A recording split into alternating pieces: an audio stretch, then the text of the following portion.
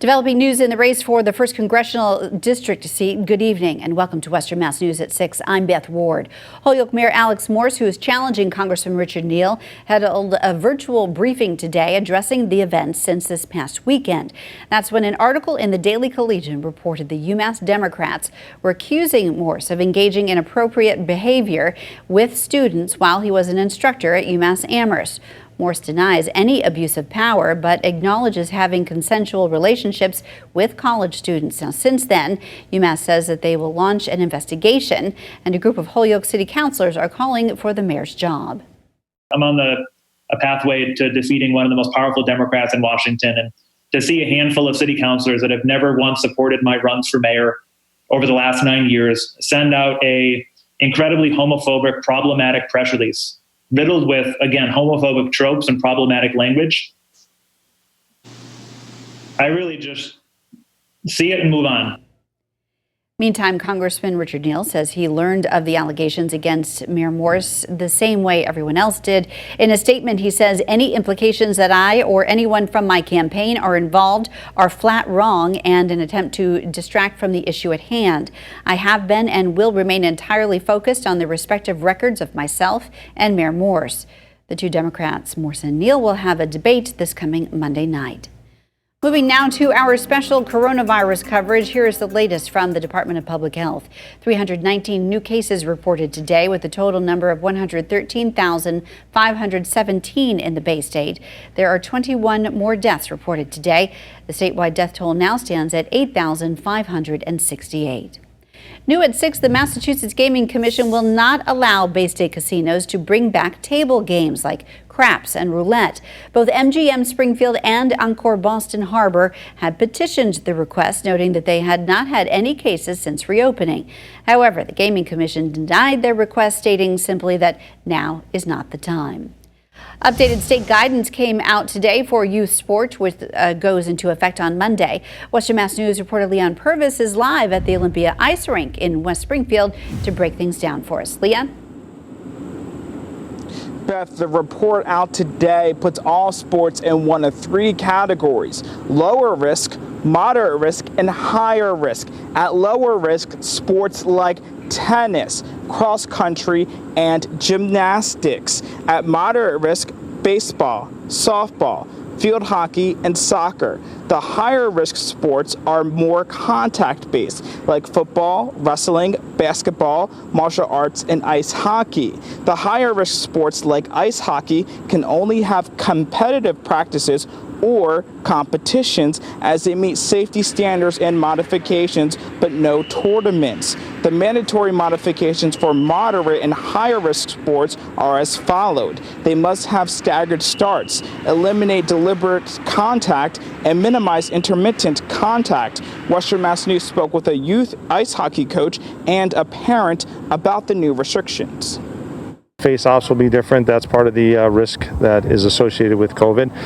No checking or closer contact, so we expect that whistles will be blown much faster.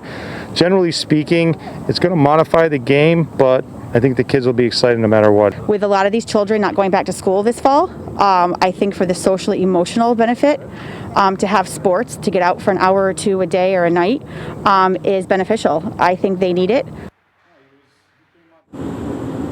As for high school athletics, the MIAA and the Department of Elementary and Secondary Education is going to review this guidance as they finalize their plans for fall sports. Live in West Springfield, Leon Purvis, Western Mass News. Leon, thank you. Training camp continues for the New England Patriots, and as you know, numerous changes have been made amid the coronavirus pandemic. One change working in the team's favor, many say, is their new coach, Troy Brown. Western Mass News reporter Kayla Burton joins us live from Foxborough to tell us how Coach Brown is benefiting the team. Hey, Kayla. Hey, Beth. Well, listen, it's only week 3 of training camp, and many of the Patriot players that we spoke with say Coach Brown is really making a big difference on this team and is playing a huge role this year.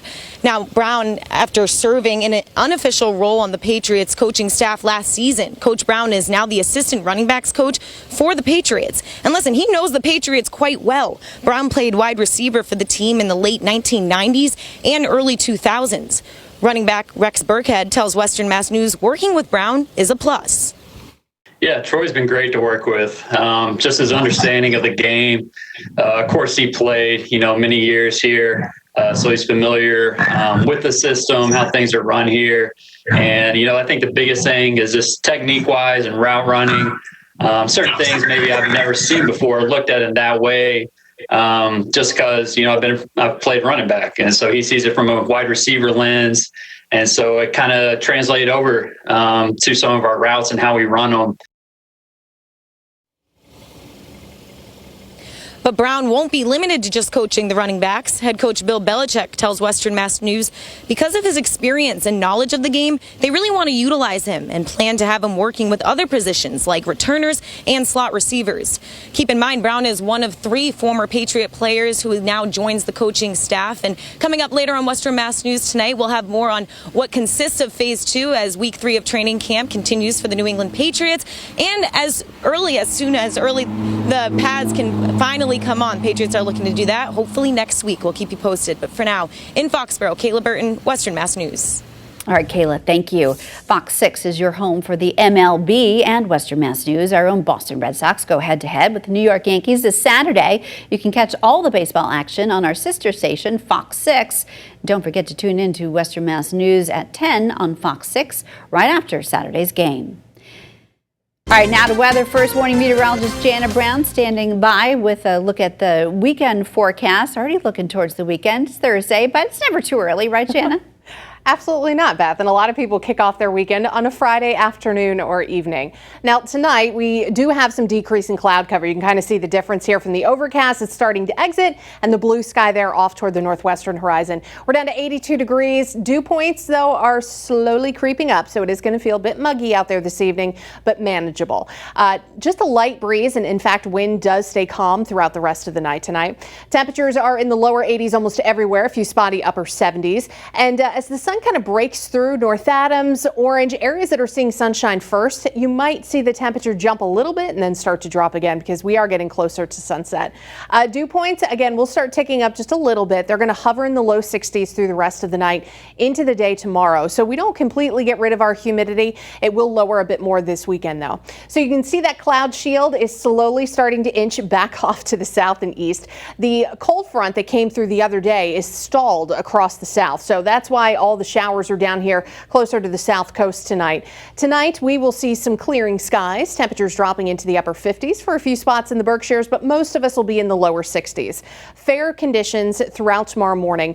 It'll be a nice morning to sit out on the porch and have your coffee. Again, feeling a little bit muggy, but it is August after all. By 10 a.m., we're back close to 80 degrees, and I think tomorrow afternoon, we should actually get back to where we were today. So middle 80s, I think, for most of us with a little bit more sunshine. A good outdoor day is expected. Slight chance for a spot shower, and more showers are possible later this weekend.